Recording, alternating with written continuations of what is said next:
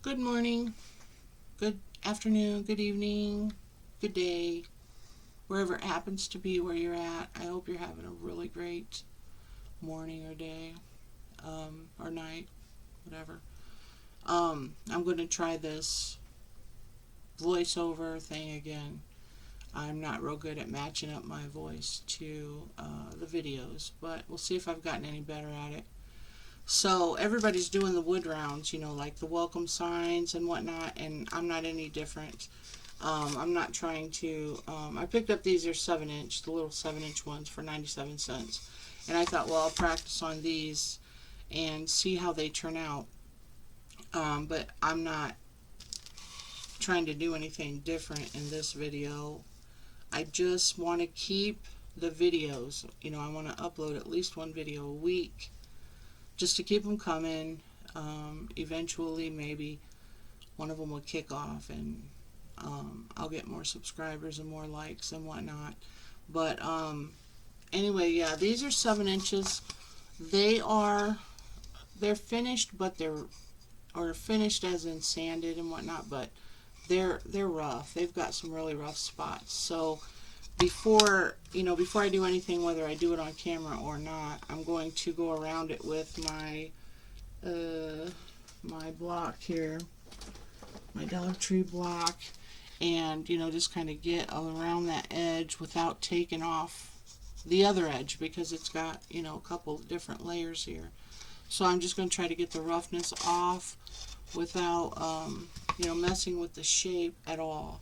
So I finally broke down and bought a bottle of the Waverly Antique Wax.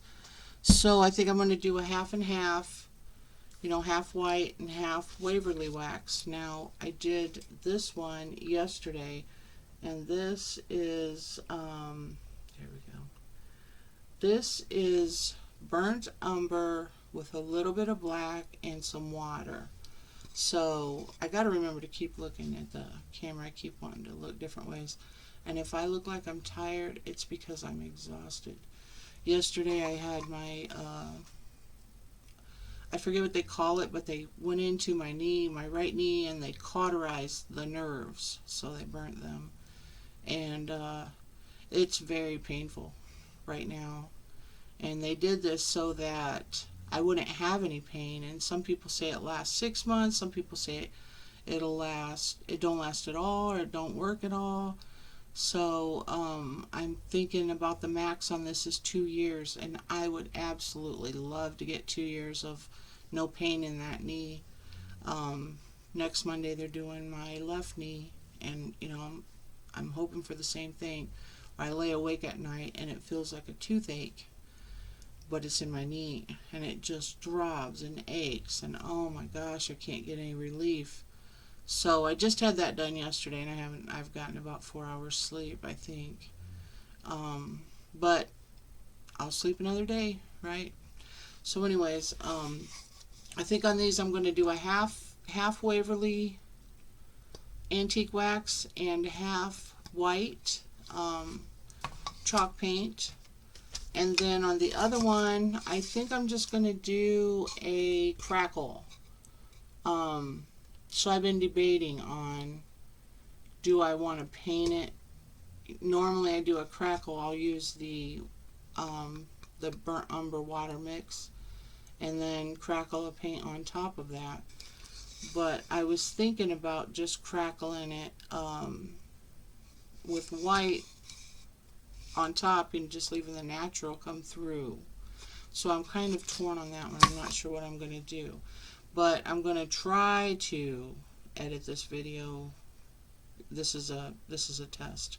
But I know that everybody's doing these wood rounds, and I don't have anything different to show than what other people have shown. I just want to keep my videos coming. So I want to upload at least one video a week to stay on YouTube. Hopefully, one day my videos will take off. I'll do something that interests a lot of people, and I'll get more likes and subscribes. But for now, just going to keep putting them out there. Just going to keep going. Yeah. I don't have any gimmicks or anything. This is just me, just plain old me. So I hope that you'll hit like, and I hope you'll subscribe and maybe share. Sharing would help a lot. But thank you so much. I have to turn my head now to see what I'm doing because my screen is over there. Thank you for watching.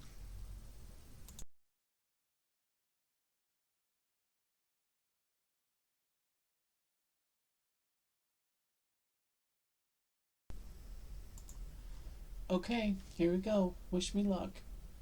Here's my 97-cent 7-inch wood rounds from Walmart. And I'm, obviously taking the stickers off and plucking out the staple, which come out fairly easy. It's fairly easy.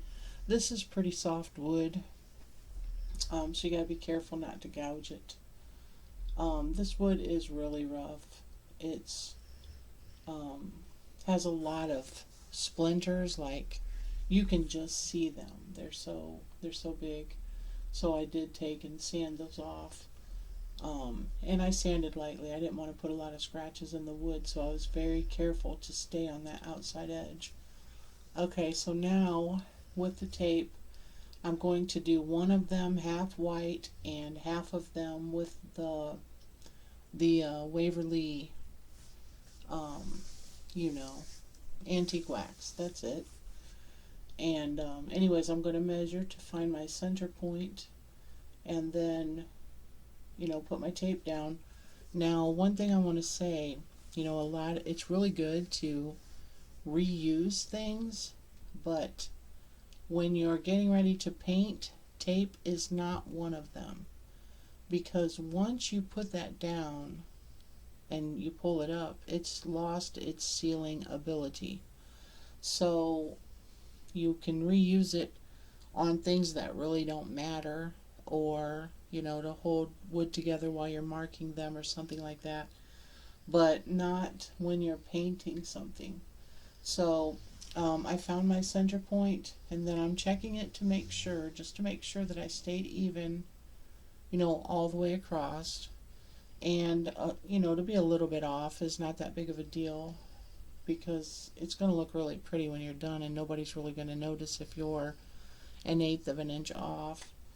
But anyway, once you get your center point and you're sure of where your tape is going, make sure that you press that down really well on the side that you're going to be painting.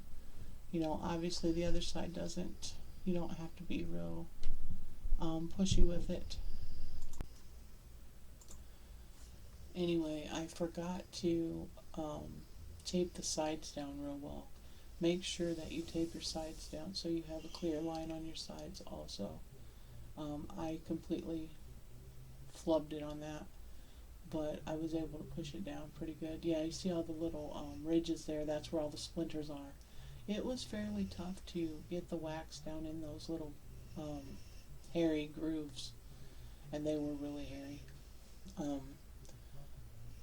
I can hear my husband upstairs talking to one of the granddaughters on the phone.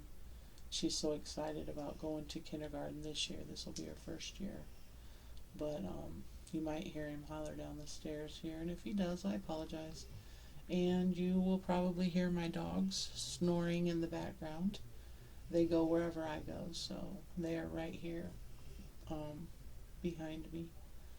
But so here I am taking a baby wipe, or not really a baby wipe, it's a hand wipe, but I decided against that and went for the paper towel instead to wipe the excess, easy for me to say, wipe that excess wax off. And I just want you to see the clean line. And I taped that, I put that tape there like I'm going to reuse it, but I don't. It's just a habit just to stick tape on the side. So on my other round, I did decide to go ahead and do a crackle. So I'm using my burnt umber, or did I just use black? Nope, black mixed with water. Just plain black paint, watered down real well. And I decided to do that with a white top. So after this dries completely, then I will slather some school glue, regular old school glue on it, and then paint on top of that, and it'll crackle it up really well. It's my favorite technique. I People might get sick of seeing that. I post these on Facebook, everything I do.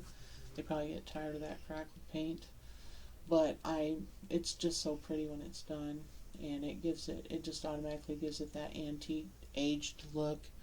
So but that's what I'm doing here, and that's just black mixed with water is all that is. So I can't remember if I wipe it down or not, but we shall find out. But look at how you can see the wood through that. Looks so awesome. It doesn't paint over it, it just adds to it. Okay, so fresh piece of paint, fresh piece of tape, and then just try to get it as close to your line as you can. And I didn't make sure I had enough on both ends. So I do add a little bit, another piece of tape, because it is important. To keep your lines. You're going to see that. More than likely you're going to see that. So it's just better off when you're painting to make sure that you have clear lines, and on the sides as well as the top. So I bought that from Amazon. The chalk paint I just showed you, which is, what is it, Rust-Oleum chalked in linen white. And it's first time I've ever used chalk paint. I'm a newbie as far as that Waverly Antique Wax, and the chalk paint period. The only chalk paint I've ever used before was chalkboard paint, so this is new for me, and it dries up pretty darn fast. I'm really impressed with how quick it dries. Can't believe I've waited this long to try it. So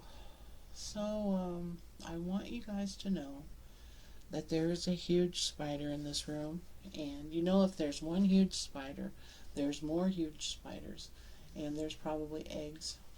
And I've seen this thing, and he's the size of a small mouse, and I can't catch him. I want to kill him, but I can't catch him.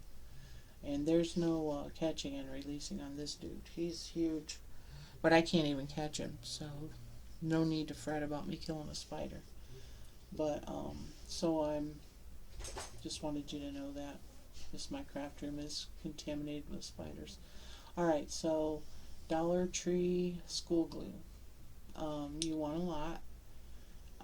If you just use a little, it doesn't crackle as well.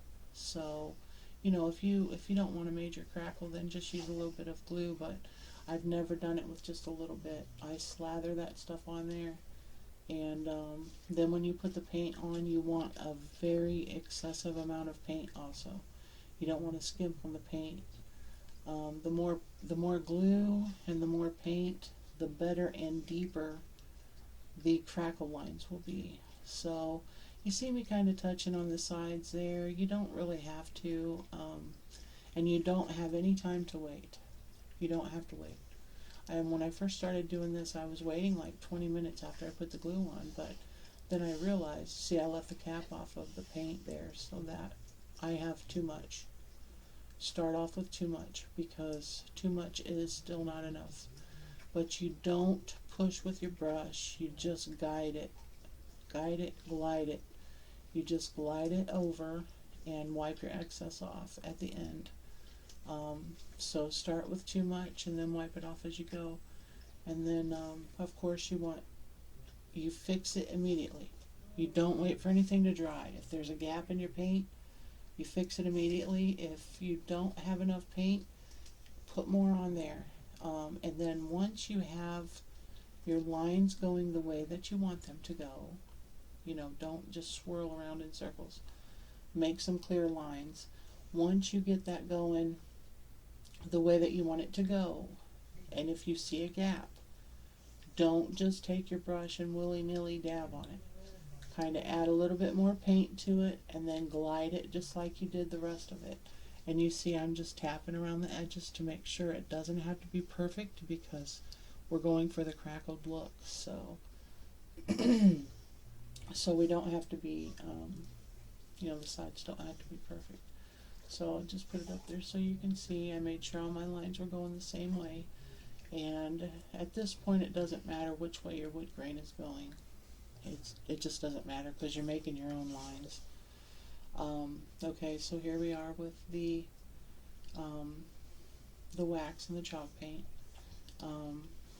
So I accidentally wasn't thinking and I pulled up a piece of that tape before I put the second coat on, but I sealed it down as best I could and then kind of stayed away from that area. Just put the paint on it and then got away from it really fast.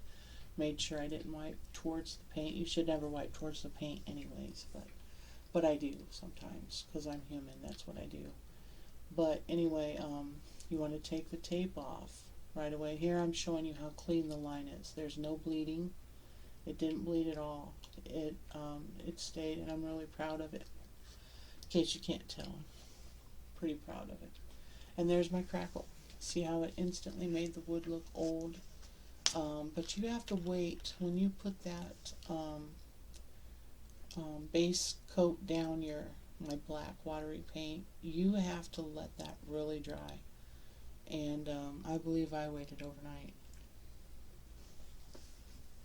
A lot of times, excuse me, get a drink. I have cotton mouth. A lot of times when I'm doing those, I do them before I leave my craft room. That way they can sit uninterrupted. So, okay, so I'm using the Cricut to get the word. I decided to use white on the gosh darn, on the wax, the antique wax side. So I decided to use white vinyl, which I don't like. It's so thin, and it kind of bubbles. And it's actually the Cricut brand. And I just don't care for the white too much. But anyway, so I decided to use white, and I just want you to know I ran out of transfer tape. So everything I have is used, and this particular piece is well used, very well used. It actually pulled the paint off of something that I had worked on before while I was still practicing with the Cricut. I had no idea what I was doing. I just kind of jumped in and did it. But anyway, it's so well used it almost didn't work. But I'm not done with it yet. I'm going to use it yet again. And I mean, I really had a hard time with it, getting it to pick it up off of the vinyl backing. But never say never. Okay, so there's the white welcome. And then I really played around with the Cricut and the fonts. So instead of just getting one thing that said, welcome to our porch, I decided to do it myself. Especially since I wanted to do the welcome in white, which I could have done on the Cricut. White and then black. We could have separated the mats or whatever. Separated it on the mat.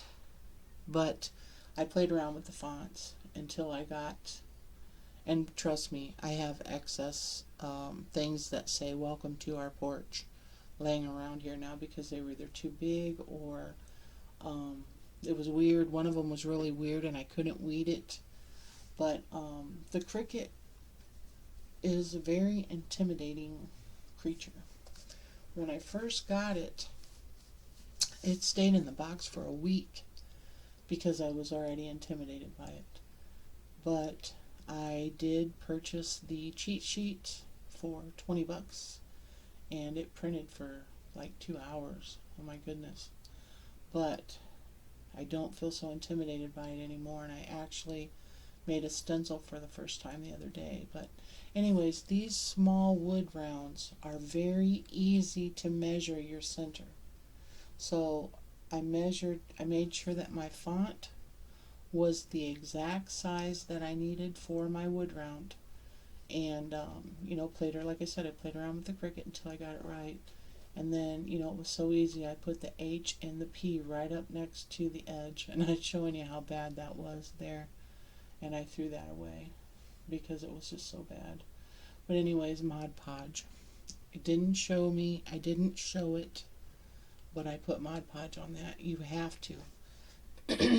Excuse me. If you don't Mod Podge that, your letters will peel up, um, maybe peel up too. I don't know, but yeah, I don't know how that would be possible, but they might. Never know. But anyways, Mod Podge is your friend on these whenever you use the Cricut. Now, see, I'm being careful, but I didn't start off careful. I actually got too much on the sides, so I did go back with the white and touch it up, and then I had to go back with the brown and touch that up. Yes, it's the back side, but I want it to look good. Sorry about my throat, my raspy voice, and my clearing my throat. I apologize. Um, but anyways, so I got this, wiped it just like I did the other. I let that dry, and then like I said, I touched it up with white afterwards. Um, so let's see. I let that dry. I'm trying to think. Oh, I also touched the front side of that with my brown fingers and got some brown on it. But fortunately, since I had Mod Podged it, I went back in with one of my hand wipes that I have, and it wiped right off, and I was so glad. I was so thankful because here it had a brown fingerprint on the front side of it. And even though it's just, it's just a little 97-cent round, when I do something, I want it to look fantastic. I just want it to be, perfect. And you can't always have perfection. I want to admit something. Sometimes when I'm peeling the vinyl, using the transfer tape to peel the letter up off the vinyl, I get confused on which way it's supposed to go. And I caught myself doing it on I think the very first welcome that I peeled off. I was trying to get it onto the transfer tape, and it was actually going on the transfer tape, and I was thinking it was supposed to be going onto the vinyl backing, and I got all confused. And I do that, sometimes. So I decided on my crackle piece to put the line straight up and down. You see how my paint lines are straight up and down? So on this, I'm making sure that the heart touches on one side and the S from the friends touches on the other. And I keep it down low so that there's enough room to put a ribbon up on top. So that's something that you need to think about before you do your designs. Now on this one, I actually made it way too big, and I have a Welcome Friends in a larger size. It was just too big to fit on there. So this one was, from the images. I didn't do the fonts on this one. This one was already pre-made. So remember, you use that transfer tape until you absolutely can't use it anymore because it's so expensive. You need to get your money's worth out of it. So I Mod Podge this, and then I go back in and I don't think I show it, but I do show where I go back in and distress it a little bit with some white paint. And after that dries, I go back over it with Mod Podge one more time, just to, make sure that everything is sealed in on it. And yeah, so let's see, what else did I, just Mod Podge, yada yada. Okay, so I'm making this ribbon here, and I actually had a hard time with it. And since it's in fast motion, you really can't tell it, but it's a good thing that you can't hear what I'm saying, because I got really flustered there, and I may have said a bad word or two. So anyways, it's mostly Dollar Tree ribbon, I believe. Actually, the checkered ribbon, or gingham, whatever you call it, I got from Amazon, and I don't know how to link things in the descriptions, but it's just small checkered ribbon from Amazon. But anyways, after I finally wrangled this and got it together, I realized one of the pieces had flipped upside down. Now see here, I didn't get enough twine to complete the bow, so I had to take it apart and redo it, and that's when the ribbon flipped on me. And after I get the twine tied into a bow, what I call a shoelace bow, I realized that the ribbon flipped upside down, so I had to try to get it out of there. And it was hard, and I probably said some things that I probably shouldn't have said, but at least you can't hear me. Be glad. Anyways, I finally got that out of there. And the ribbon look and the bow looks good without it. I absolutely love these messy ribbon or messy bows because um, they're so easy and they look so incredible. I just love the way they look. But they're real easy to make. That's what I love about them. So, my Mod Podge wasn't dry yet. That's why I didn't stick it on there yet. That's why I fanned it for you, so you would know. Gosh, I'm such a ding dong. Anyways, I'm going to distress this now, like I said. And then I don't show it, but I do add more Mod Podge to it. And so, did you guys hear about the invisible man that married the invisible woman? Well, it worked out pretty good, but the kids were nothing to look at. Ha ha ha. There, look at that. I love that crackled wood look.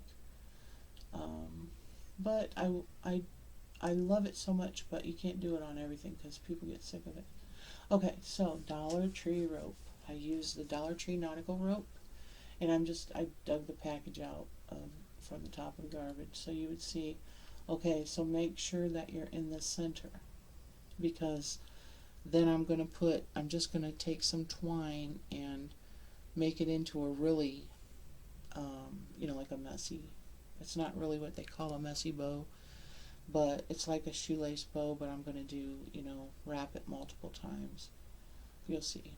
But anyway, put that right in the center up there, right where the rope comes together. So I decided on putting rope around the edge because I hadn't done that I had 4 of these 7-inch rounds, and